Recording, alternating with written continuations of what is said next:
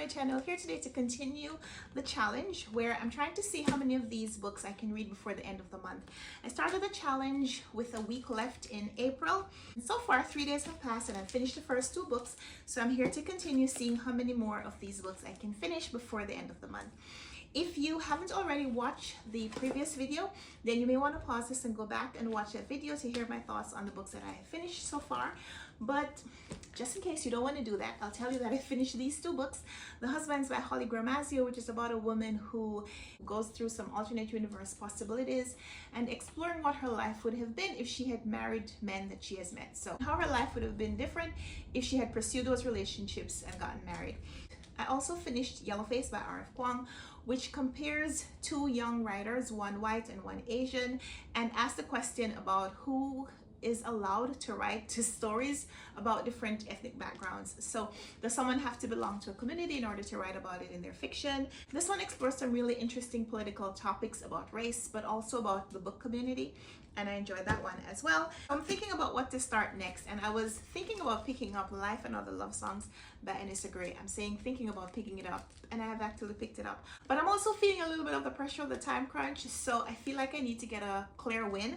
So I am gonna go for this one instead. This is Inside Out and Back Again by Fan Hele, and it is a shorter book.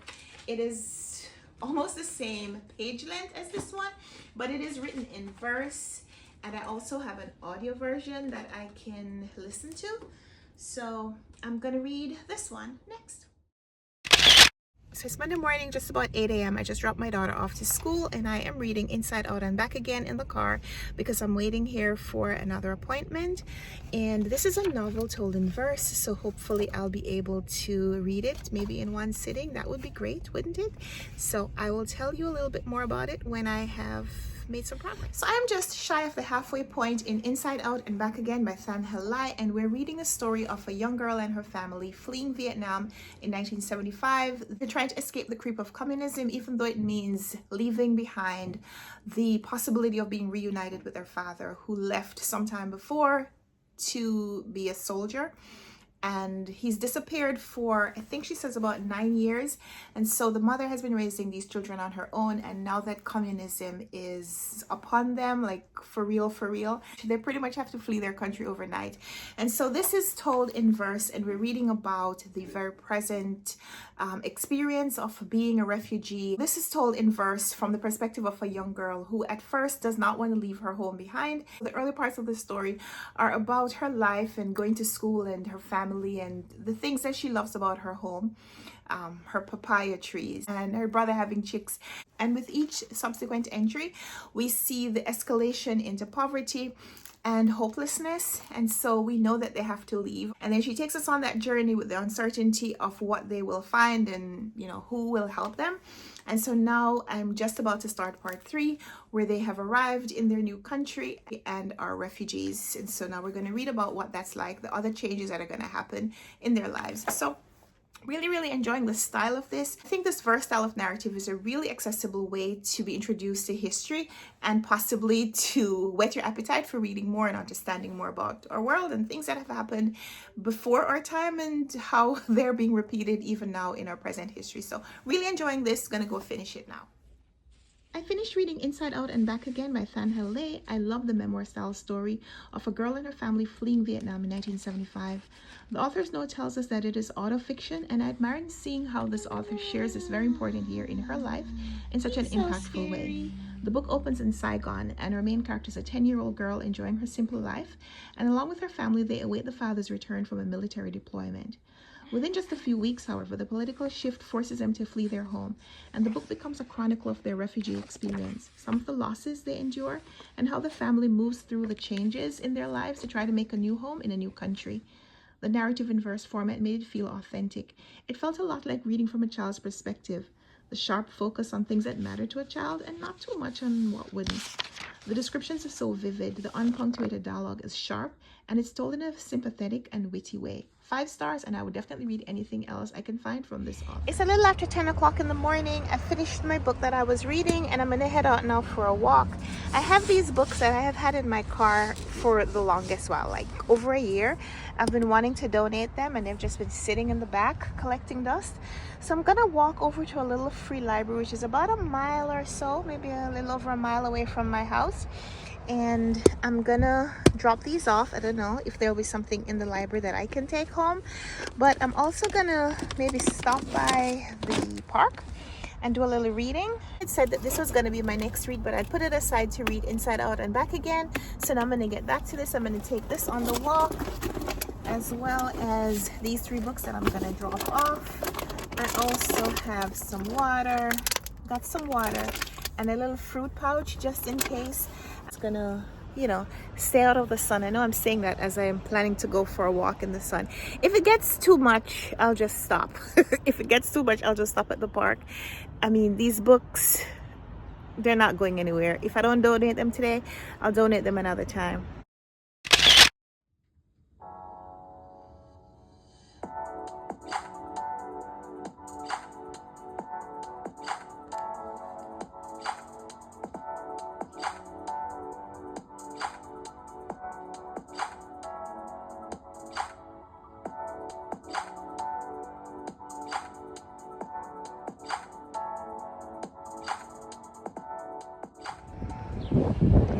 Spring in New York is stunning, and I am reading this beautiful book, so why not take a picture of the 2 of them together. 50 pages into Life and Other Love Songs by Anissa Gray, and so far it's not as immediately immersive as the earlier book that I read from her, The Care and Feeding of Ravenously Hungry Girls. Read that earlier in April. This one is about a family adjusting to the loss of the father/husband. Some years after he mysteriously disappeared, they're having a funeral or memorial service to commemorate his loss, I guess, because they haven't really been able to mourn. They're still trying to figure out what happened to him. And then we go back in time to when the husband and wife first met. As a young boy, he had come to the north with his family from Alabama. So I'm already thinking about book links, because the book that I just finished reading, Inside Out and Back Again, also had a character who was living in Alabama, and now here we have someone who's leaving Alabama and coming to, I think they're in Detroit, I'm not sure. Reading a little bit about this young woman trying to make a career in the music industry and some of the challenges she's having. And I like that we're going to get alternating perspectives, so I really want to see who else we're going to be reading from as we continue. So let's see. So it's the next day, and I have finished Life and Other Love Songs by Anissa Gray, and I truly enjoyed this one. So I should, hold on.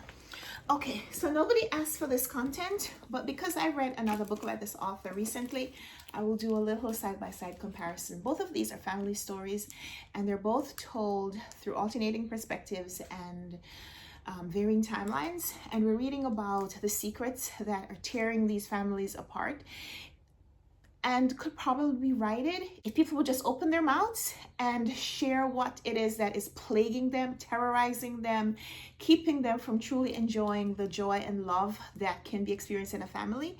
Both of these books also explore crime and punishment and the different ways that people can be punished, sometimes by a legal system, sometimes punishment of their own, is not choosing, but punishment by their own devices, because like I said, they refuse to talk. So in this one, we had a couple who was charged with some fraud and I don't know if it's embezzlement, and they were actually imprisoned. So we're reading about the husband and wife, both incarcerated, and we get a little bit of the experience of what it's like for them to be in prison, but also about their teenage daughters dealing with the sudden loss of both parents, feeling guilt over what they may have done to contribute to it. This one explores a little bit about a family caught up in a domestic violence situation and what they do to get out of it and how it plagues the family members afterwards. Our male lead in this book is one of the boys from the family that escaped that domestic violence situation. And so we see a little bit of his full circle moment as he becomes an adult and becomes a husband and father, and how he tries to escape that cycle of violence. and whether or not he can. So I really enjoy the family saga in both of these books. Read this one for the video. This one I read earlier in the month, and so I couldn't resist an opportunity to just share it with you. Something I forgot to mention when I was wrapping up the book is that the author is a queer woman, so there is some queer identity in this book. As a matter of fact, it is one of the catalysts for some of the violence that happens in this book. Because of the timeline, the book is set in the 1990s and earlier. There is a lot of prejudice towards gay people, as well as it's during the time where the AIDS epidemic is happening. So we see some of that being played out on the pages. Just want to let you know, if this is something that really bothers you in fiction, you may want to take note of that if you're going to read this book. So this is how we're doing with the challenge thus far. It is Tuesday morning. It's Tuesday morning. It's just about 10 o'clock. And I was thinking that I would have finished this yesterday, but I wasn't feeling well. I'm still not feeling well. I don't know if it was a bug, like a stomach bug that my daughter had, and that I also have, but I'm not feeling great. So I've just been lying down and drinking some ginger ale out of my Starbucks cup and trying to make myself feel better. In any case, finish these 2 books in this video. Finish these 2 books in the earlier video. So we finished these 4 books in 5 days, and so now we have 2 days left in the challenge, and we still have these. We still have these. So I don't know how much I'll be able to read. I don't want to quit. I don't want to say that I can't read anything else, but I don't think I'm gonna get to this one just because it is the longest. And so I feel like if I start it, almost 500 pages, I'm giving myself the least possible chance at completing multiple books today and tomorrow. So I think my next read is going to be this one, Nothing to See Here by Kevin Wilson. So if you want to hear my thoughts on it, you'll have to come back for the next video. So thank you so much for watching. Thank you so much for being here to help me, to help motivate me through this challenge. I'm still enjoying it. You see, did you see that I just started feeling better? I started feeling better as I'm talking to you about the books and thinking about more books to read. So thank you so much for watching this video. Feeling very accomplished from reading these books. So I'll talk to you in the next one. Let me know in the comments down below how you did with your April TBR, if you're doing any challenges, or if this maybe is motivating you to challenge yourself to something a little different in May. Look forward to hearing from you in the comments. So let's chat down there, and until we come back for another video, happy reading. Bye.